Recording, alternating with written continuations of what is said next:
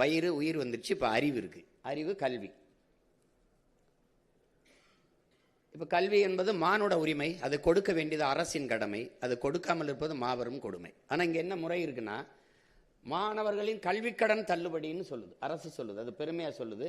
கடன் வாங்கி என்னை கல்வி ஏற்கிற நிலைமைக்கு தள்ளினது யார்?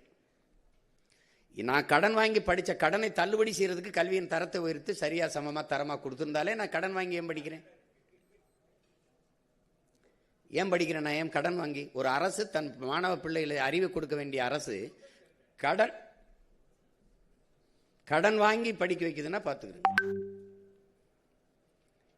ஒரு தேசத்தின் வளங்களிலே ஆகச்சிறந்த வளம் அறிவு வளம் தான். ஒரு தேசத்தின் வளத்திலேயே ஒரு நாட்டின் எதிர்காலம் என்பதே அந்த நாட்டின் வகுப்பறையில் தான் தீர்மானிக்கப்படுதுங்கிறான்.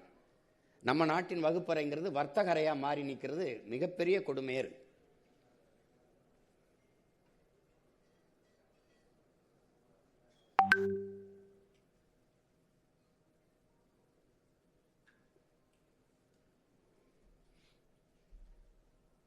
அறிவு கருவறையா அறிவு கருவறையாக இருக்க வேண்டிய வகுப்பறைகள் இன்னைக்கு வர்த்தக அறையாக வியாபார அறையாக மாறி நிற்கிறது.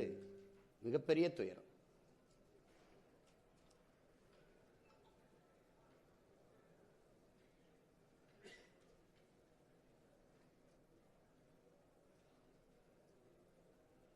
இது என்னன்னா, தனியாருக்கு தாரை வார்த்து கொடுத்துட்டு பெரிய செல்வம் வருவாய் குவிக்கிற ஒரு பெரும் தொழிலாக மாத்திட்டாங்க. இங்க என்ன நடந்துருதுன்னா, தனியார் முதலாளி தான் ஆகச்சிறந்த கல்வியை கொடுப்பார் அப்படின்னா அங்கேயும் அதே கேள்வி தான் எழுது. ஒரு முதலாளியால் கொடுக்க முடிகிற அந்த கல்வித்தரத்தை ஒரு அரசால் கொடுக்க முடியாதானா அப்ப அரசு தோற்றுது. ஒரு கையாலாகாத அரசாயிருது.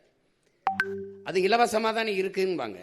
எந்த அமைச்சர் மகன், எந்த முதலமைச்சர் பிள்ளைகள், பேர பிள்ளைகள், அல்லது எந்த சட்டமன்ற பாராளுமன்ற உறுப்பினர் பிள்ளைகள் அங்கே படிக்கிறாங்க? இல்லை எந்த அரசு அதிகாரிகளின் பிள்ளைகள் அரசு பள்ளி கல்லூரியில் படிக்கிறாங்க? எங்கேயாவது அரிதுன்னு மாதிரிதா யாராவது மாவட்ட ஆட்சியர் பிள்ளைகள் படிக்க வேணும்னே செய்வாங்க, சிறப்பாக செய்யணுங்கிறதுக்காக. அந்த பள்ளி கல்லூரியில் வேலை செய்கிற ஆசிரியர் பெருமக்கள், பேராசிரியர் பெருமக்கள் பிள்ளைகள் கூட அங்கே படிக்கிறது இல்லை. அதுதான் இங்கே இருக்க ரொம்ப கொடுமை. படிக்கிறது இல்லை. உண்மையாக தான். ஏன்னா தரமா இல்லை. அந்த நிலையை மாற்றணும்னு நினைக்கிறோம்.